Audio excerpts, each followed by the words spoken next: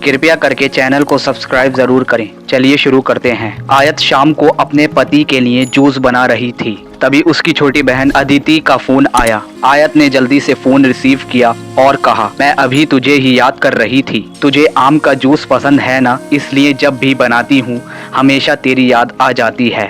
पर आयत की बहन अदिति बिल्कुल खामोश थी। जब आयत ने उसकी खामोशी का कारण पूछा तो अदिति की सिसकियों की आवाज आयत के कानों में साफ सुनाई पड़ रही थी। आयत बहुत घबरा गई और उसने अदिति से जोर देकर पूछा कि आखिर हुआ क्या है।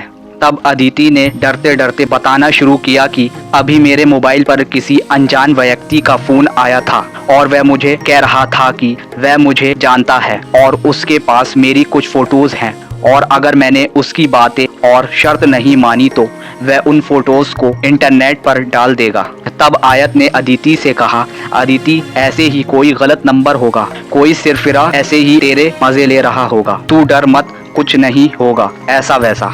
तब अदिति ने घबराते हुए कहा, दीदी मुझे उस इंसान से डर नहीं लग रहा, पर मुझे उसकी बातों से बहुत डर लग रहा है।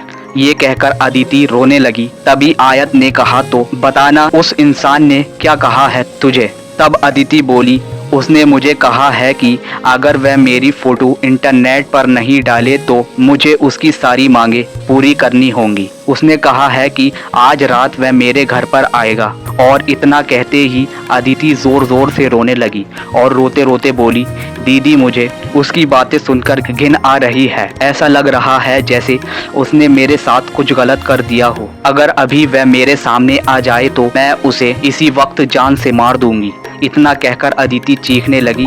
तभी आयत ने अदिति से कहा, अरे अदिति तू संभाल अपने आप को और मुझे उस घिनौने इंसान के नंबर भेज, मैं उसे अभी मजा चाहती हूँ। ये कहकर आयत ने फोन काट दिया। अदिति ने उस बदमाश के नंबर और उनके बीच हुई बात की रिकॉर्डिंग आयत को भेजी। जब आयत ने वह रिकॉर्डिंग अपने पति को सुनाई तो दोनों के होश उड़ गए। आयत और अदिति दो बहनें हैं। उनकी मम्मी का अभी 2 साल पहले ही देहांत हो चुका है और आयत की शादी अभी 1 साल पहले ही हुई थी। घर में बस अब उसके पापा और अदिति ही हैं।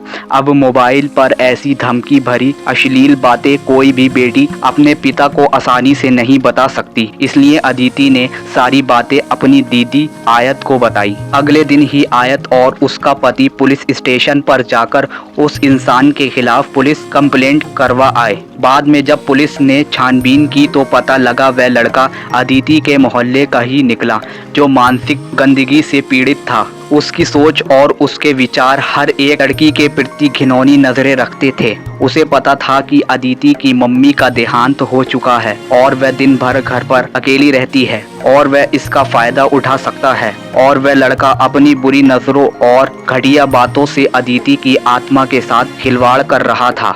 पर बाद में जब उसे पुलिस ने पकड़ लिया तो उसे जेल की सलाखों के पीछे जाना पड़ा। आज भी हमारे समाज में उस जैसे मानसिक रोगी बैठे हैं जो हजारों लड़कियों की आत्मा के साथ खिलवाड़ कर रहे हैं। इनमें से कुछ लड़कियां तो मजबूत होती हैं जो ऐसे रोगियों को अच्छा सबक सिखाती हैं और कुछ लड़कियां उनसे डर जाती हैं और उनकी मांगों को पूरा करते करते उनकी घिनौनी नजरों का शिकार बनती हैं। पर आज समय आ गया है कि ऐसे मानसिक रोगियों को हम लड़कियां ही सबक सिखा सकती हैं। इसलिए लड़कियों को उनसे डरने की बजाय उनका डटकर सामना करना चाहिए। अगर आपको हमारी हिंदी कहानी पसंद आई तो ज़रूर कमेंट सेक्शन में बताइए और चैनल को सब्सक्राइब ज़रूर करें। धन्यवाद।